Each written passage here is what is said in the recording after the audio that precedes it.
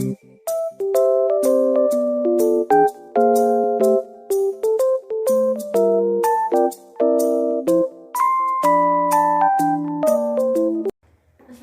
warahmatullahi wabarakatuh. Waalaikumsalam warahmatullahi wabarakatuh.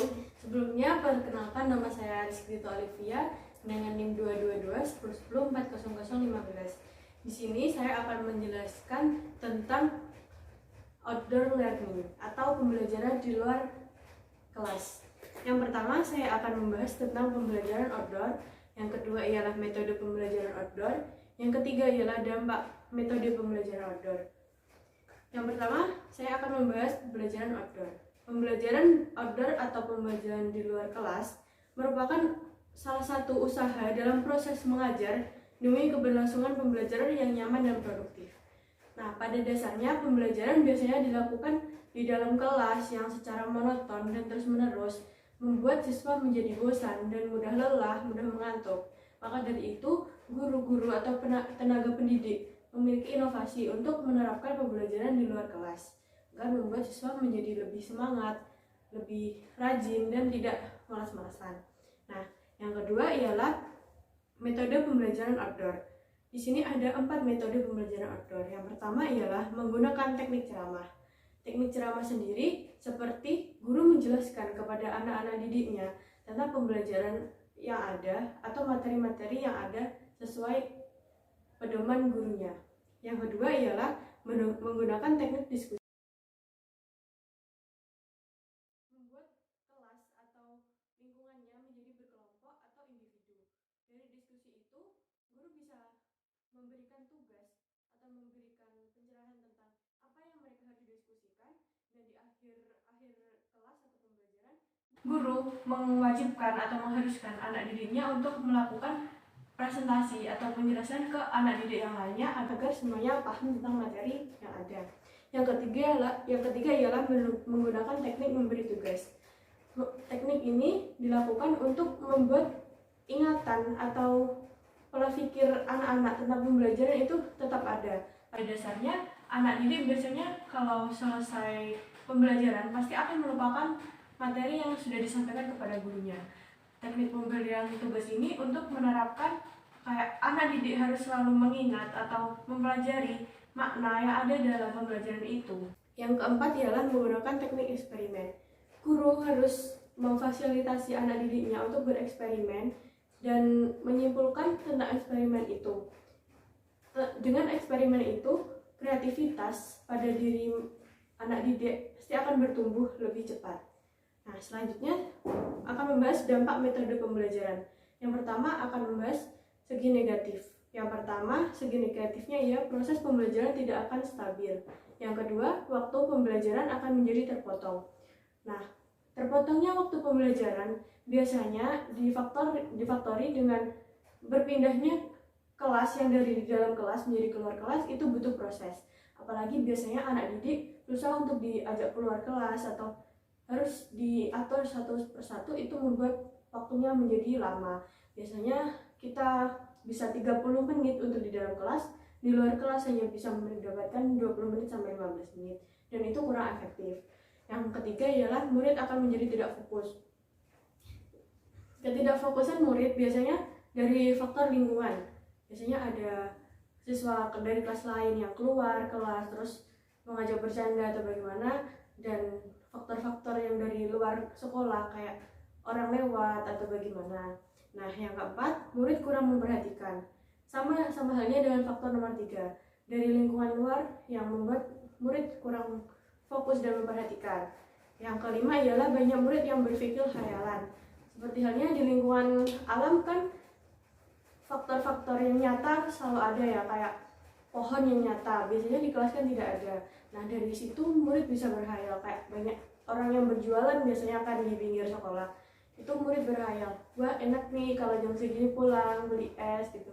Jadi murid berhayal terus dan tidak fokus pada pembelajaran, dia tidak mendengarkan yang guru ucapkan. Selanjutnya ialah dampak metode pembelajaran dalam segi positif. Yang pertama, pemikiran murid menjadi lebih segar. Seperti halnya tadi, apabila di dalam ruangan atau kelas, murid akan menjadi suntuk dan bosan.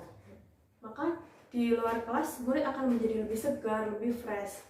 Nah, yang kedua ialah murid jauh lebih senang. Sama halnya dengan nomor 1, apabila di luar kelas menjadi lebih fresh, lebih senang, kayak lebih menyatu dengan alam, ada angin yang sepoi-sepoi, membuat anak-anak menjadi riang, gembira. Yang ketiga ialah terlihat lebih realistis. Seperti halnya pembelajaran IPA, kita membahas tentang kupu-kupu. Kupu-kupu terbang mempunyai 2 sayap. Kadang anak ada yang tidak bisa menggambarkan kupu-kupu itu kayak gimana. Nah, sedangkan di alam sendiri mereka bisa melihat kupu-kupu dengan nyata. Wah, itu kupu-kupu gitu. Kita bisa tahu dengan nyata. Yang keempat ialah menumbuhkan kebebasan kreativitas murid. Di dalam kelas biasanya murid kayak, oh jangan coret-coret tembok, jangan coret-coret meja gini gitu. Guru selalu begitu karena ingin menjaga fasilitas kelas. Di luar ruangan, murid bebas melakukan apa saja, seperti mereka bisa menganyam atau membuat kerajinan dari daun, dari ranting-ranting, dan itu membuat kreativitas siswa menjadi menambah. Dari sini ada yang ingin ditanyakan? Ada. Ya, silahkan Mbak Afrik. Yang pertama, nama saya Afrik Binafi Yono, NIM saya 221101040058. Di sini saya akan bertanya, apakah pembelajaran outdoor itu bersifat sementara, sebagai program kerja pendidikan, atau bersifat abadi selamanya gitu? Maksudnya diterapkan selalu gitu setiap hari gitu. Apakah hanya sebatas cuman diadakan di hari ini gitu. Terima kasih. Baik, saya tampung terlebih dahulu ya. Terus saya juga mau menanyakan, nama saya Milatun Hanifah dengan NIM 22210104007. Apakah pembelajaran outdoor ini bisa diterapkan di semua mata pelajaran? Baik, saya tampung dulu ya.